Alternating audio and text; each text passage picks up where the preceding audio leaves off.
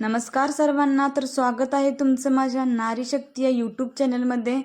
तर आज महत्त्वाचा मंत्रिमंडळाचा निर्णय आलेला आहे. तर एकूणच हा निर्णय कशा पद्धतीने आहे याची सविस्तर माहिती आपण या व्हिडिओच्या माध्यमातून पाहणार आहोत. तत्पूर्वी जर तुम्ही चॅनलला सबस्क्राईब केलं नसेल सबस्क्राईब करून घ्या, जेणेकरून येणाऱ्या नवनवीन व्हिडिओचे अपडेट सर्वात अगोदर तुम्हाला भेटतील.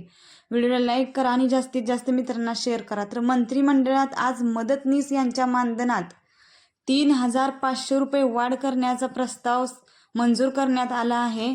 तर शालेय शिक्षण विभागाकडून हा GR काढण्यात आलेला आहे आणि मदतनीस यांच्या मानधनात 3,500 रुपयाची वाढ करण्यात आली आहे. तर याचा सविस्तर GR आपण या व्हिडिओच्या माध्यमातून पाहणार आहोत. तर प्रधानमंत्री पोषण शक्ती निर्माण योजनेतील स्वयंपाकींचे मानधन वाढवले. तर तुम्ही पाहू शकता की शालेय शिक्षण विभागाकडून हा GR काढण्यात आला आहे. प्रधानमंत्री पोषण शक्ती निर्माण योजनेतील आवश्यक असलेल्या अतिरिक्त निधीस मान्यता देण्याचा व कार्यरत स्वयंपाकीचा तथा मदतनीस यांच्या मासिक मानधनात वाढ करण्याचा निर्णय आज देण्यात आला आहे.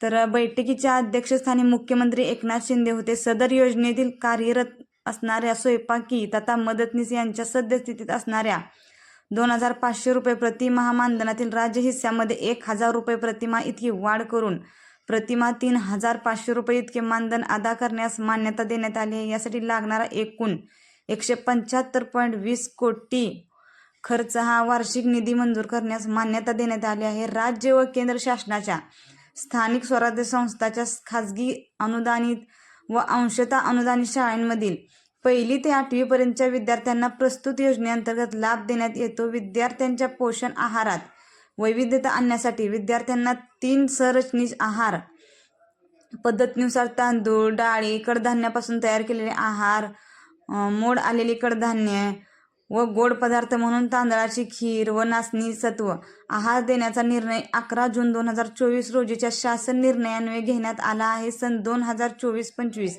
या शैक्षणिक वर्षापासून प्रस्तुतमध्ये विद्यार्थ्यांना पोषण आहाराचा लाभ देण्यात येणार आहे. तर सदर योजनेअंतर्गत 3 संरचनित आहार पद्धतीमध्ये पोषण आहाराचा लाभ देण्यासाठी अतिरिक्त एकूण 66.67 कोटी इतका वार्षिक निधी सदर योजनेच्या घटकांतर्गत राज्य हिस्स्यामध्ये मंजूर करून खर्च करण्यास मान्यता देण्यात आली आहे. तर एकूणच हा महाराष्ट्र शासनाचा खूप मोठा निर्णय आहे. तर तत्पूर्वी जर तुम्ही चॅनलवर नवीन असाल तर अजून या चॅनलला सबस्क्राईब केलं नसेल सबस्क्राईब करून घ्या, जेणेकरून येणाऱ्या नवनवीन व्हिडिओचे अपडेट सर्वात अगोदर तुम्हाला भेटतील. आणि जास्तीत जास्त आपल्या मित्रांना हा व्हिडिओ शेअर करा, चॅनलला सबस्क्राईब करा आणि व्हिडिओला लाईक करायला विसरू नका, जेणेकरून जास्तीत जास्त लोकांपर्यंत हा व्हिडिओ पोहोचेल. धन्यवाद.